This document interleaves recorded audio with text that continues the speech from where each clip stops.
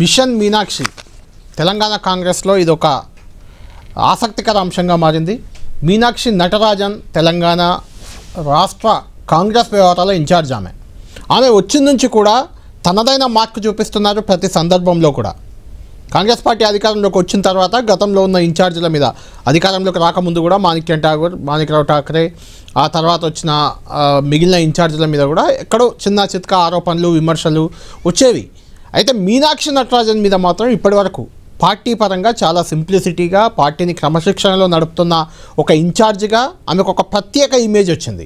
ఆమె రాహుల్ గాంధీకి అత్యంత సన్నిహితురాలు కావడం, మిగిలిన నాయకులంతా కూడా భయభక్తుల్లో ఆమెతో ఉండడం, ఆమె కూడా చాలా హుందాగా డిగ్నిఫైడ్గా పార్టీ బలోపేతమే లక్ష్యంగా పనిచేస్తుండడం, ఈ అన్ని కారణాలతో మీనాక్షి నటరాజన్కు ఒక ప్రత్యేక ఇమేజ్ సొంతమైంది. ఇప్పుడు ఆ ఇమేజ్తో ఆమె తెలంగాణ వ్యాప్తంగా పాదయాత్రకు రంగం సిద్ధం చేసుకుంటున్నారు. ఎల్లుండి నుంచే, ఈ ఎల్లుండి అంటే 31వ తేదీ నుంచి తెలంగాణ రాష్ట్ర వ్యాప్తంగా పాదయాత్ర జరగబోతుంది. ముందుగా పరిగి నియోజకవర్గంలో ఈ నెల 31వ తేదీ పాదయాత్ర ప్రారంభమవుతుంది. అక్కడే ఆమె ఉంటారు. ఆ తర్వాత ఆందోళ్ మెదక్ జిల్లాలోని నియోజకవర్గంలో పాదయాత్ర ఉంటుంది ఆగస్టు 2 రోజు. తర్వాత ఆర్మూర్ నిజామాబాద్ జిల్లాలోని ఆర్మూర్లో ఆగస్టు 3న, ఖానాపూర్ ఆదిలాబాద్ జిల్లా ఖానాపూర్లో ఆగస్టు 4న, కరీంనగర్ జిల్లాలోని చొప్పదండిలో ఆగస్టు 5న, వరంగల్ జిల్లాలోని వర్ధన్నపేటలో ఆగస్టు 6న. దాదాపు ఇలా ఆర్మూర్ పరిగి మినహాయిస్తే మిగిలిన అన్ని ఎస్సీ ఎస్టీ నియోజకవర్గాలు ఇంట్రెస్టింగ్గా ఉన్నాయి. ఇట్లా పాదయాత్రకు ఒక 1 వీక్ షెడ్యూల్ ఆమె ఖరారు చేసుకున్నారు. రాష్ట్ర వ్యాప్తంగా పాదయాత్ర ఉండబోతుంది. దీనికోసం ఒక ప్రత్యేక కమిటీ కూడా వేశారు. అందులో ఎంఎస్ రాజ్ ఠాగూర్, తర్వాత శంకర్ నాయక్ ఎమ్మెల్సీ, వెంకటేష్, డాక్టర్ వెంకటేష్, జూలూరు ధనలక్ష్మి, పులి అనిల్ కుమార్, ఈ 5గురితో ఒక కమిటీ వేశారు ఆమె పాదయాత్ర కోసం. ఇందులో పెద్ద విశేషం ఏం లేదు. ప్రజల సమస్యలు ఏంటి, కార్యకర్తల్లో ఉన్న అభిప్రాయం ఏంటి తెలుసుకునే యత్నంలో భాగంగా ఈ పాదయాత్రగా చెప్పుకోవచ్చు. అయితే ఇప్పటి వరకు ఎప్పుడైనా పార్టీని బలోపేతం చేసేందుకు ఆ రాష్ట్రంలో ఉన్న నాయకులు చంద్రబాబు నాయుడు కానీ జగన్ గారు కానీ, అంతకుముందు రాజశేఖర్ రెడ్డి, నిన్నగాక మొన్న రేవంత్ రెడ్డి, బట్టి విక్రమార్క, ఇలాంటి వాళ్ళంతా పాదయాత్రలు చేశారు. ఏ రాష్ట్రంలో వాళ్ళు వాళ్ళ అధికారం కోసం చేశారు. తర్వాత ముఖ్యమంత్రులు కూడా అయ్యారు. కానీ ఒక రాష్ట్ర వ్యవహారాల ఇన్ఛార్జ్ హోదాలో మీనాక్షి నటరాజన్ పాదయాత్రకు దిగడం అనేది ఇప్పుడు కాంగ్రెస్ పార్టీలో చర్చనీయాంశంగా మారింది. ఆ పాదయాత్ర కూడా రాహుల్ సూచన మేరకు చేస్తున్నారనే సమాచారం మరింత హాట్ టాపిక్గా మారింది. ఇదే అంశంపై అసలు ఆమె పాదయాత్ర ఉద్దేశం ఏంటి, ఈ పాదయాత్ర కాంగ్రెస్ పార్టీని ఏ రకంగా గాడిన పెట్టేందుకు దోహదపడుతుందా, కాంగ్రెస్ పార్టీలో అనుమానాలకు తావిస్తుందా, అసలు కాంగ్రెస్లో ఏం జరుగుతుంది, ఈ పాదయాత్ర ఉద్దేశం ఏంటి, ఇదే అంశంపై మాట్లాడదాం. మనతో పాటు జైన్ అవుతున్నారు ప్రముఖ రాజకీయ విశ్లేషకులు ప్రొఫెసర్ నాగేశ్వర్ గారు. నాగేశ్వర్ గారు, ఎల్లుండి నుంచి జూలై 31 నుంచి ఆగస్టు 6 వరకు కూడా, అంటే 1 వీక్ పాదయాత్ర షెడ్యూల్ కూడా పెట్టుకొని రంగంలోకి దిగుతున్నారు మీనాక్షి నటరాజన్. అంటే ఒక రాష్ట్ర వ్యవహారాల ఇన్ఛార్జ్ పాదయాత్రకు దిగడం అనేది కొంచెం interesting factor. Of course Meenakshi Natarajan గతంలో కూడా భూదాన్ ఉద్యమం సందర్భంగా దాదాపు 600 కిలోమీటర్లు 2023లో అది ఇక్కడే ప్రారంభమైంది. భూదాన్ పోచంపల్లి నుంచి మహారాష్ట్రలోని అక్కడ గాంధీ క్షేత్రం వరకు కూడా ఆ పాదయాత్ర జరిగింది. చాలా పెద్ద ఎత్తున సూర్యోదయ సంకల్ప యాత్ర పేరుతో గాంధీ ఆశ్రమం వాద్రా మహారాష్ట్ర 600 కిలోమీటర్లు చేశారు ఆమె. అది వేరు, ఒక పార్టీ నాయకురాలిగా కాంగ్రెస్ సిద్ధాంతాలు నమ్మిన వ్యక్తిగా అప్పుడు చేయడం వేరు. ఇప్పుడు రాష్ట్ర వ్యవహారాల ఇన్ఛార్జిగా కాంగ్రెస్ పార్టీ అధికారంలో ఉన్నా కూడా ఆమె పాదయాత్రకు తెలంగాణ వ్యాప్తంగా సన్నాహాలు చేసుకోవడాన్ని ఎలా చూడొచ్చు, దీన్ని మీరు ఎలా చూస్తున్నారు? అంటే ఇప్పుడు ఇది యాక్చువల్గా మీరు చెప్పిన షెడ్యూల్ ప్రకారం చూసిన టిపికల్ పాదయాత్ర కాదు. పాదయాత్ర అంటే కంటిన్యూస్గా నడుస్తూనే ఉంటారు.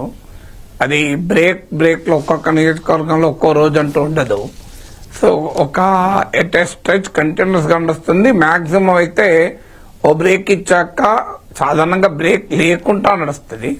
బ్రేక్ ఇస్తే ఒకవేళ బ్రేక్ దగ్గర నుంచి మళ్ళీ ఏదన్నా అవాంతరం ఏమిటో అక్కడి నుంచి స్టార్ట్ అవుతుంది. అందువల్ల దీన్ని పాదయాత్ర అనడం కన్నా ఫీల్డ్ యాత్ర అనడం బెటర్ ఏమో. ఫీల్డ్ లోకి ఆమె వెళ్తున్నారు.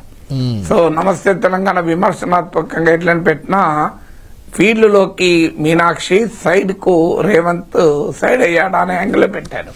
సో అందువల్ల ఆమె ఫీల్డ్ లోకి వెళ్తోంది తప్ప పాదయాత్ర అని అనలేం. టిపికల్ పాదయాత్ర కాదు ఒకటి. రెండవది, ఆమె ఫీల్డ్ లోకి వెళ్ళడం కూడా ఆమె ఒక్కతే వెళ్ళడం లేదు. మీరు గమనిస్తే ఇవాళ వచ్చిన మీడియాలో వచ్చిన మహేష్ కుమార్ గౌడ్, ఇతర కాంగ్రెస్ నాయకులు కూడా వెళ్తున్నారు.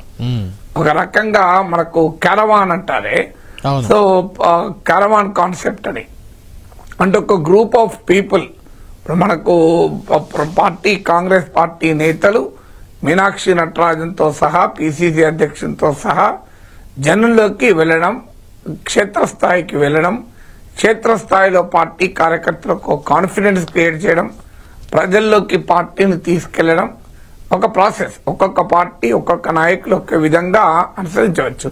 మీకు గుర్తునే ఉంటుంది, హైదరాబాద్ లో బీజేపీ జాతీయ కార్యవర్గ సమావేశం జరిగినప్పుడు కూడా భారతీయ జనతా పార్టీకి చెందిన జాతీయ కార్యవర్గ సభ్యులలో ఒక్కొక్కరు ఒక్కొక్క నియోజకవర్గానికి వెళ్లారు. 119 కాన్స్టిట్యున్సీస్కి వెళ్లారు. వెళ్లి మళ్ళీ వచ్చి రాష్ట్ర పార్టీకి నివేదిక ఇచ్చారు. ఆ నివేదికలోనే ఎన్నికలకు ముందు 2 ప్రశ్నలు మమ్మల్ని ఎక్కడికి పోయిన అడుగుతున్నారు, బండి సంజయ్ ఎందుకు మార్చారు, కవితను ఎందుకు అరెస్ట్ చేయలేదు అని. సో అప్పుడే వచ్చి వాళ్ళు చెప్పారు. అందువల్ల ఇది బీజేపీ స్టైల్ కూడా. మీరు జాతీయ కార్యవర్గ సమావేశం జరిగినప్పుడు వాళ్ళకి ఏం సంబంధం, దేశంలోని వివిధ ప్రాంతాల నుంచి వచ్చిన బీజేపీ నాయకులు 119 నియోజకవర్గాలకు వెళ్లారు కదా. సో అదొక స్టైల్. ఇప్పుడు ఈ కాంగ్రెస్ పార్టీ కొత్త స్టైల్. పార్టీ రాష్ట్ర వ్యవహారాలు, ఆమె ముఖ్యమంత్రి పదవికి పోటీ కాదు, ఆమె ఇక్కడ సీఎం అయ్యే అవకాశము లేదు. ఇప్పుడు కాంగ్రెస్ లో వచ్చే సమస్య ఏంటంటే మన అసెంబ్లీ ఎన్నికలకు ముందు కూడా చూశాం. రేవంత్ పాదయాత్ర అంటే బట్టి పాదయాత్ర, మహేష్ కుమార్ మన మహేశ్వర్ రెడ్డి పాదయాత్ర, ఇదే వివాదాలు కూడా ఎవరి పాదయాత్ర ఏంటి అని. మహేశ్వర్ రెడ్డి కూడా పాదయాత్ర జరిపారు. సో ఇప్పుడు కూడా ఎవరు పాదయాత్ర జరిపితే మళ్ళీ ఎవరు, అప్పుడు రేవంత్ రెడ్డి పాదయాత్ర ముఖ్యమంత్రిగా అడగబోతున్నా. జనరల్ గా పాదయాత్ర ద్వారా ప్రజల్లోకి వెళ్ళి, అఫ్ కోర్స్ ఇది పాదయాత్ర ఫీల్డ్ యాత్ర పక్కన పెడితే ప్రతి నియోజకవర్గానికి వెళ్తున్నారు, అక్కడ దాదాపు 5-10 కిలోమీటర్లు తిరుగుతున్నారు ఒక రోజంతా. ఇది పాదయాత్ర, అది వాళ్ళే పాదయాత్ర అని ప్రకటించారు. సరే, మీరు అన్నట్టు దీన్ని శ్రమదానం కూడా ఉంది అందులో. పాదయాత్ర శ్రమదానం మధ్యలో ఈ 2 యాక్టివిటీస్ ఉన్నాయి. అంటే అది ఏంటంటే ప్రజలతో ఇంటరాక్ట్ అవ్వడం వాళ్ళ ఉద్దేశం. అది పాదయాత్ర, ఫీల్డ్ యాత్ర, శ్రమదానం పక్కన పెడితే మీనాక్షి గారు నేరుగా వెళ్ళి మహేష్ కుమార్ గౌడ్తో పాటు వెళ్ళి ప్రజలతో ఇంటరాక్ట్ అవ్వడం, జనరల్గా ఇట్లా ఇంటరాక్ట్ అవ్వడం, సమస్యలు తెలుసుకోవడం, సాల్వ్ చేస్తామని మాట ఇవ్వడం, ఇది ముఖ్యమంత్రి అభ్యర్థులు లేకుంటే రాష్ట్రంలో ఇమేజ్ బిల్డప్ కోసం చేసే ప్రయత్నంలో భాగంగా నాయకులు చేశారు చాలా సందర్భాల్లో. రాష్ట్ర వ్యవహారాల ఇన్ఛార్జ్ ఆమె గాంధీ భవన్లో కూర్చొని రివ్యూలు చేయడం, డైరెక్షన్ ఇవ్వడం, ఇలాంటి అంటే ఇప్పటివరకు ఎవరైనా అలానే చేశారు. ఇప్పుడు ఈమె కొత్త స్టాండ్ తీసుకొని కొత్త స్ట్రాటజీతో వెళ్ళడం కాంగ్రెస్ పార్టీకి ప్రయోజనం చేకూరుస్తుందా? ఆమె ఉద్దేశం ఏమై ఉంటుంది? ఒకటి. రెండోది, రాహుల్ డైరెక్షన్లోనే, రాహులే ఇలా గ్రౌండ్ లెవెల్లో ఏం జరుగుతుంది తెలుసుకోమన్నారు అనే ఒక చర్చ పార్టీలో ఉంది. అంటే ఒకటి, రాహుల్ గాంధీ చెప్పి ఉంటే కూడా చెప్పిండొచ్చు. ఎందుకంటే రాహుల్ గాంధీ కాంగ్రెస్ పార్టీలో రిఫార్మ్స్ కొరకు చాలా కాలంగా ప్రయత్నిస్తున్నాడు. ఓల్డ్ గార్డ్ వినడం లేదు. ఈ చర్చ అంతా కూడా జరిగింది. Even youth Congress NSCL incharge గా ఉన్నప్పుడు కూడా ఆయన ఒక డిఫరెంట్ స్టైల్ ను ఆ సంస్థల్లో తీసుకురావాలని ప్రయత్నం చేశాడు. ఇవన్నీ మనం చూసాం రాహుల్ గాంధీ చుట్టూ. లేదు, రాహుల్ గాంధీ భారత్ జోడో యాత్ర అని ఒకటి చేశారు, అది మీకు గుర్తుండే ఉంటుంది. ఎగ్జాక్ట్లీ, భారత్ జోడో యాత్ర జరిపారు. తర్వాత కూడా మళ్ళీ ఈస్ట్ వెస్ట్ కూడా ఇంకో యాత్ర జరిపారు. సో భారత్ న్యాయ్ యాత్ర కూడా జరిపారు. తర్వాత మీకు భారత్ జోడో యాత్రమో కంటిన్యూస్ గా పాదయాత్ర, అది భారత్ న్యాయ్ యాత్రమో కొంత హైబ్రిడ్ యాత్ర. సో అందువల్ల ఇప్పుడు అది రాహుల్ గాంధీ చెప్పడం కూడా ఒక రాహుల్ గాంధీ చెప్పాడంటే మీనాక్షి నటరాజన్ యాత్ర కాంగ్రెస్ శ్రేణులంతా ఏకమవుతారు కదా. లేకపోతే మళ్ళీ అందులో ఒకరు సపోర్ట్ చేస్తే ఒకరు సపోర్ట్ చేయరు. ముఖ్యమంత్రి పాదయాత్ర చేసే అవకాశం ఉండదు. ఎందుకంటే ముఖ్యమంత్రి హోదాలో ఉండి ఒక కంటిన్యూస్ గా పార్టీని పునర్జీవింపజేయడానికి యాత్రలు చేయలేడు. ఎందుకంటే గవర్నెన్స్ దెబ్బతింటది, విమర్శలు పాల్గొనవుతారు. ముఖ్యమంత్రి కాకుండా వేరే పార్టీ నాయకులు వెళ్ళినా మళ్ళీ వాళ్ళు ముఖ్యమంత్రికి కాంపిటీషన్ గా పవర్ సెంటర్ ఎమర్జ్ చేయాలన్న విమర్శలు కూడా వస్తాయి. ఇప్పుడు ముఖ్యమంత్రి రేవంత్ రెడ్డి ఉండగా బట్టి విక్రమార్కను, ఉత్తమ్ కుమార్ రెడ్డి పాదయాత్రలు చేశారనుకోండి, మళ్ళీ ఒక పవర్ సెంటర్ వస్తుంది. మహేష్ కుమార్ గౌడ్ పాదయాత్ర చేసారు కన్నా మీనాక్షి పాదయాత్ర చేస్తే పార్టీలో అది హై ప్రొఫైల్ యాత్రగా మారుతుంది. నిజంగానే మహేష్ కుమార్ గౌడ్ ఒక్కడే పాదయాత్ర చేస్తుంటే మీరు నేను మాట్లాడుకునే వాళ్ళం టీవీలో. మీనాక్షి నటరాజన్ పాదయాత్ర కనుకనే మనం మాట్లాడుకుంటున్నాం. అందువల్ల ఇది మీనాక్షి నటరాజన్ పాదయాత్ర అని మన మీడియాలో రాయొచ్చు, కానీ రియాలిటీ కాంగ్రెస్ నాయకుల ఫీల్డ్ యాత్ర. ఒక మీనాక్షి నటరాజన్ వెళ్ళడం లేదు, మహేష్ కుమార్ గౌడ్ కూడా వెళ్తున్నాడు, కాంగ్రెస్ నాయకులు కూడా జాయిన్ అవుతారు కదా. ఒక రకంగా Congress people's outreach programme. ఇది మీకు బండి సంజయ్ ప్రజా సంగ్రామ యాత్ర చేశారు. ఇలా రాజకీయ నాయకులు నేరుగా ప్రజల్లోకి వెళ్లి పార్టీ శ్రేణు సాధారణ కార్యకర్తల వరకు వెళ్లి వారి నుంచి ఫీడ్బ్యాక్ తీసుకోవడం అనేది ఒక హెల్తీ పద్ధతి. గాంధీ భవన్లో కూర్చుంటే ఏమొస్తుంది, వీళ్ళ మీద వాళ్ళు వాళ్ళ మీద వాళ్ళు కంప్లైంట్. ఆ వరంగల్లో మీకు కొండా మురళి ఒకవైపు ఎమ్మెల్యేలు ఒకవైపు వచ్చి కంప్లైంట్ చేసుకున్నారు చూడండి. కంప్లైంట్ల గందరగోళం తప్ప ఏముంటది గాంధీ భవన్లో కూర్చుంటే? అసలు రియల్ పిక్చర్ అర్థం కూడా కాదు. నాయకులు కార్యకర్త జనంలోకి వెళ్తేనే కదా పిక్చర్ అర్థమయ్యేది. అందువల్ల అదొక పద్ధతి. మీకు నరేంద్ర మోడీది ఒక స్టైల్ మీరు చూడండి. ఎక్కడికి పోయినా పార్టీ కార్యకర్తల మీటింగ్లు అటెండ్ అవుతాడు. ఈవెన్ మా అమిత్ షా కూడా పార్టీ కార్యకర్తల మీటింగ్ కాకుండా పోడు. మీరు చాలా సందర్భాల్లో పార్టీ ఎక్స్టెండెడ్ కమిటీ మీటింగ్లని వాళ్ళు అటెండ్ అవుతుంటారు. అందువల్ల పొలిటికల్ పార్టీస్ అనేది రీఇన్వెంటింగ్ దెమ్సెల్స్. ఈ కాలం డిస్రప్టివ్ ఇన్నోవేషన్ యుగం కదా. పర్ఫార్మర్ పెరిష్ అని ఎన్నికల కాలం అన్నారు, ఇప్పుడు ఇన్నోవేట్ ఆర్ పెరిష్ అంటున్నారు. ప్రతి దాంట్లో ఏదో ఒక ఇన్నోవేషన్ తీసుకురావాల్సిందే. అందువల్ల పొలిటికల్ ఇన్నోవేషన్ కూడా కాంగ్రెస్ పార్టీ ఆలోచిస్తున్నట్లుంది. నాగేశ్వర్ గారు, ఇప్పుడు అంటే మీనాక్షి నటరాజన్ పాదయాత్ర మనం చర్చిస్తున్నాం. అఫ్ కోర్స్ అది పార్టీ బలోపేతానికి యూజ్ అవుతుంది, రాహుల్ డైరెక్షన్ ఉన్నా ఏమున్నా కూడా. అయితే గతంలో కూడా మీనాక్షి నటరాజన్ కంపారిటివ్లీ మిగిలిన ఇన్ఛార్జ్ల కంటే కొంత అగ్రెసివ్గా, కొంత ప్రోయాక్టివ్గా బిహేవ్ చేశారు. మీకు గుర్తుండే ఉంటుంది, కంచె గచ్చిబౌలి వ్యవహారంలో నేరుగా సెక్రటేరియట్కి వెళ్ళి అప్పుడు మంత్రివర్గ సబ్ కమిటీ మన బట్టి విక్రమార్క, శ్రీధర్ బాబు వీళ్ళతో భేటీ అయి చర్చలు జరిపారు. ఆ తర్వాత మొన్న ఫ్యాక్టరీలో ఒక పేలుడు జరిగితే అక్కడికి స్వయంగా వెళ్ళి పర్యవేక్షించి పరిశీలించి వచ్చారు. అంటే ఇలా ప్రోయాక్టివ్గా వెళ్ళడం అనే దాన్ని దేనికి సంకేతంగా చూడాలి మనం? కాంగ్రెస్ పార్టీలో ఉన్నటువంటి రకరకాల గ్రూపులు ఉన్న పార్టీ అది. ఒకరి కుర్చీ ఒకరు లాక్కునే పార్టీ, ఒకరి వెనకాల ఇంకోరు కుంపటి పెట్టే పార్టీ అది. అందువల్ల ఆ పార్టీని ఒక డైరెక్షన్ లో పెట్టడానికి హైకమాండ్ అంబాసిడర్ గా ఆమె పనిచేయడం. ఏంటంటే గతంలో ఉన్న మణికంఠ ఠాకూర్ కానీ ఇంకోరు కానీ వాళ్లకు మీనాక్షి నటరాజన్ ఉన్న తేడా మనకు కనబడుతుంది. ఒకటి, మీనాక్షి నటరాజన్ ఫలానా నాయకులతో కుమ్ముక్కయ్యారు. ఇప్పుడు మణికంఠ ఠాకూర్ పైన ఓపెన్ గానే ఈవెన్ ఇప్పుడు రేవంత్ రెడ్డి మంత్రివర్గంలో మంత్రులుగా ఉన్నవారు కూడా ఆ రోజులో కంప్లైంట్ చేశారు. మణికంఠ ఠాకూర్ మేనేజ్ అయిపోయాడని, ఆయనను కొనేశారని ఇట్లా కూడా కంప్లైంట్ చేశారు. సో సహజంగా కాంగ్రెస్ ఇన్ఛార్జీల పైన ఒక విమర్శ ఉంటుంది. వాళ్ళు అటో ఇటో ఎవరో ఒకరికి అనుకూలంగా ఉన్నారు గ్రూపులలో అని. మీనాక్షి నటరాజన్ పైన ఆ రకమైన పేరు ఏది రాలేదు. ఆమె రేవంత్ రెడ్డికి అనుకూలమనో రేవంత్ రెడ్డికి వ్యతిరేకమనో. అందువల్ల ఇదొక అడ్వాంటేజ్. అంటే ఆమె వచ్చి ఇక్కడ ఉన్న పార్టీ గ్రూపుల్లో ఒక సైడ్ తీసుకుని ఒకరికి వ్యతిరేకంగా మరొకరిని బలోపేతం చేయడం లేదు. ఆమె పార్టీ బలోపేతానికి మాత్రమే కృషి చేస్తోంది అనే ఒక సంకేతం పోయింది. రెండోది, ఆమె రాహుల్ గాంధీకి ఉన్నటువంటి సాన్నిహిత్య రీత్యా కూడా ఆమెను ఎవరు ప్రశ్నించేటువంటి పరిస్థితి లేదు. ఎందుకంటే ఆమెకు వేరే వాళ్ళకి రిపోర్ట్ చేయకుండా డైరెక్ట్ గా రాహుల్ గాంధీకే రిపోర్ట్ చేస్తుంది కనుక. ఇప్పుడు కేసీ వేణుగోపాల్కో ఇంకోరికో రిపోర్ట్ చేయడం కన్నా నేరుగా రాహుల్ గాంధీకి రిపోర్ట్ చేస్తారంటే మిగతా కాంగ్రెస్ నాయకులంతా వాళ్ళ దగ్గర పెట్టుకుని పనిచేస్తారు. మూడోది, ఆమె మోర్ అకాడమిక్ కూడా. What I heard is she very academic గా కూడా షీఈ్ వెరీ వెరీ ఇంట్రెస్ట్ ఉన్న వ్యక్తి అని. సో కొంత అధ్యయనము, కొంత ఫీల్డ్ లెవెల్ స్టడీ అలవాటు ఉన్నప్పుడు. అందుకే మీరు కరెక్ట్ గా గుర్తు చేశారు. కంచె గచ్చబోలప్పుడు కూడా ఆమె చాలా సివిల్ సొసైటీ ప్రతినిధులతో కూడా మాట్లాడారు, మీకు గుర్తుంటే. సో ఈ పౌర సమాజ ప్రతినిధులతో, ఎందుకంటే ఆమెకు సివిల్ సొసైటీ యాక్టివిజంతో కూడా సంబంధాలు ఉన్నాయి. సో ఆమెకు సివిల్ సొసైటీ యాక్టివిజంతో సంబంధం ఉంది. సో ఆమెకు ఉన్నటువంటి నాలుగోది మీరు అన్నట్లు నిరాడంబరత్వం. ఇప్పుడు ఆమె గాంధీ భవన్ కు వచ్చినా సొంత క్యాబ్ బుక్ చేసుకుని వెళ్ళిపోయారు. ఇవన్నీ మన పేపర్లో చదివాం. వీళ్ళు హడావుడి చేసి స్టార్ హోటల్ అకామిడేషన్లు, పెద్ద పెద్ద కార్లు, కాన్వాయ్లు.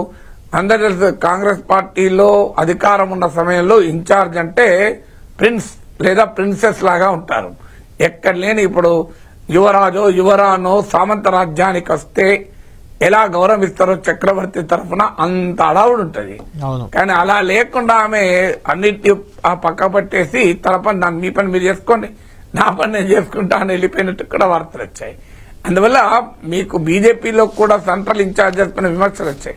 సునీల్ బన్సల్, మీకు బండి సంజయ్ కి గ్యాప్ ఉంది, సునీల్ బన్సల్ ఈటల రాజేందర్కి అనుకూలంగా వ్యవహరించాడు అని ఇప్పుడు బీజేపీ ఇన్ఛార్జీలపైన ఈ రకమైన విమర్శలు వచ్చాయి. మీకు కాంగ్రెస్ ఇన్ఛార్జీల పైన సహజంగానే గతంలో వచ్చాయి.